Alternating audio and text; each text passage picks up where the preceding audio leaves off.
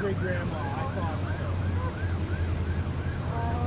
So if you want to get a statement from me, I'm Because really Matt said, now, overnight, we're spending all of this money.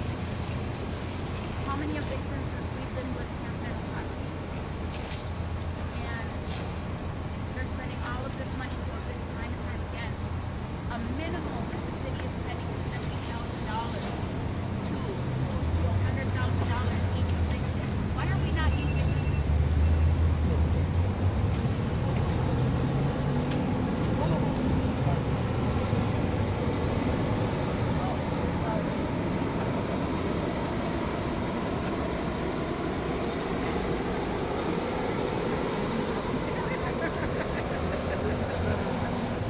Okay. Yeah.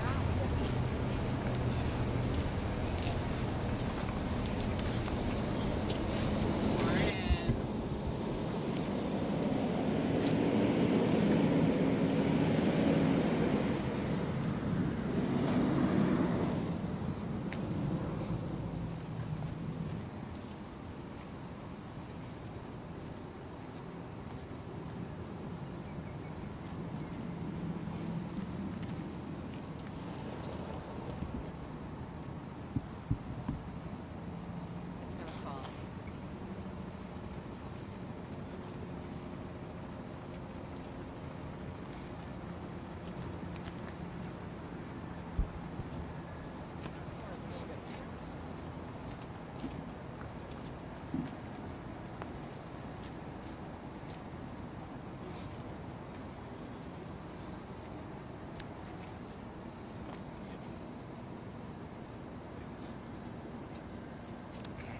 All right. Good morning. I am Assistant Chief Melanie Rucker, MELANIE RUCKER. At approximately 5 a.m. this morning, our fire crews were dispatched and responded to this location, 10th and Lake Street here, to heavy smoke showing. Upon arrival, we found heavy smoke and fire showing from the rear of the building. Our fire crews immediately set up to go defensive. The building was secure completely around, and the fire had already started to breach the roof area with possible signs of spalling coming through the concrete in the rear. So the fire was going pretty well once we did arrive. Our fire crews set up our aerial ladder water towers to spray heavy amounts of water onto the fire to extinguish the fire and to contain the fire spread. And we also attempted to hook into the sprinkler system and pump into the sprinkler system to see if that would help aid in stopping the fire spread throughout the building. There is a partial collapse in the rear of the building. All of our fire crews are away from that collapse zone to make sure that they're safe. At this time, we have not been able to make entry into the building to make sure to do our searches. We normally try to make entry to do searches to make sure there is no one inside the building, but we have not been able to make entry. We did check the doors surrounding the building, and we did not locate any breach or any thing that from the doors. So, and right now we don't know how the fire has started. We're just trying to contain it right now. We have our gas and electric companies on scene to make sure that all the utilities are shut off. There is some, we have our Xcel Energy with the gas company. They are working on shutting off the gas from the exterior through the street to make sure that is completely shut off to the building. Was there gas and electricity in the building or just to the building? We are there.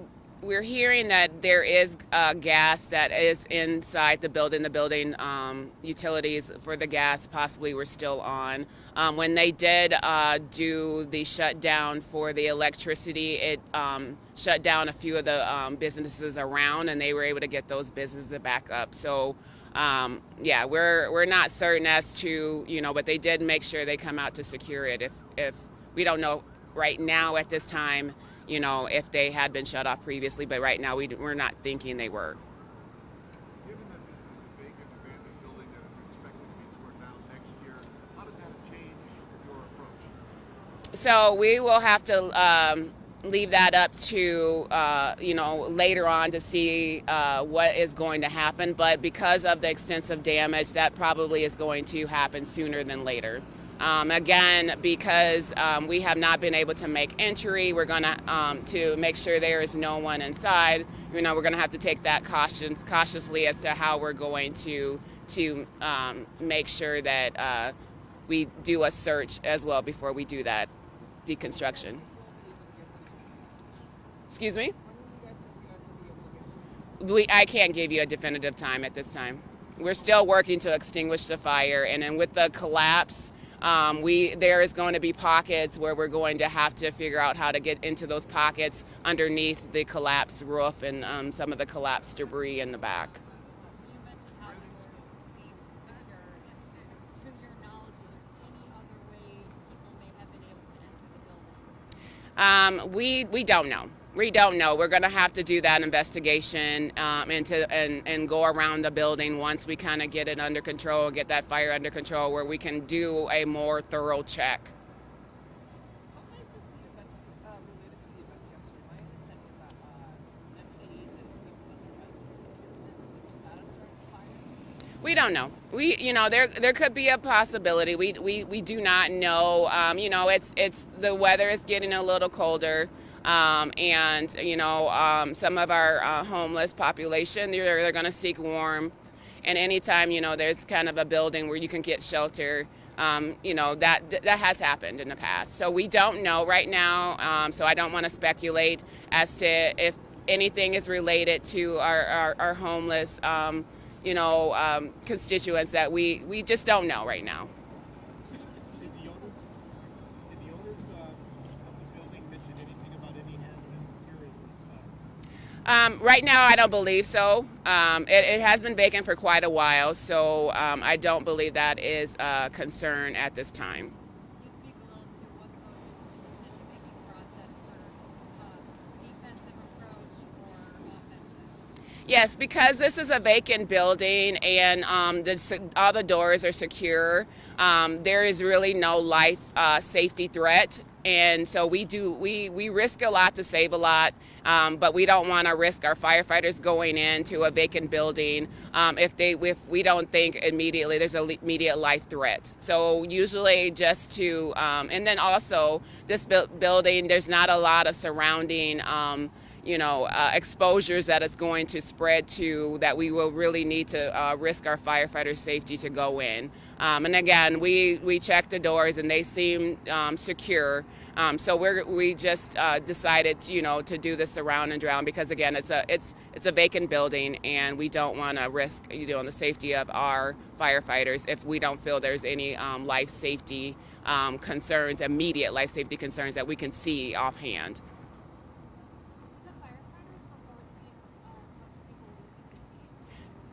No, we did not. I did not receive a report from our fire crews that they saw, a lot of people around the building. Do you have any injuries to your crews or anybody in and around the area? We have one firefighter that tripped, but otherwise nothing that is related to the fire. And that's kind of, caught, when you're kind of walking around and moving things around, but nothing serious with the fire. And again, we made sure that we are out of the collapse zone and to, because we anticipated when we first arrived that we saw some structure instability. So we make sure we get far enough away that we, don't injure ourselves.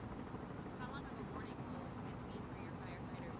I'm guessing you'll be watching hot spots after this. Yes, so we did initially we call it a second alarm, where we had additional personnel other than our first initial response come out. And we have released those crews because we are, at 8 a.m. is when we do kind of our shift change in our surroundings. So right now we have 3 aerial towers going. That's going to continue that flow, and those crews from those aerial towers will remain on scene.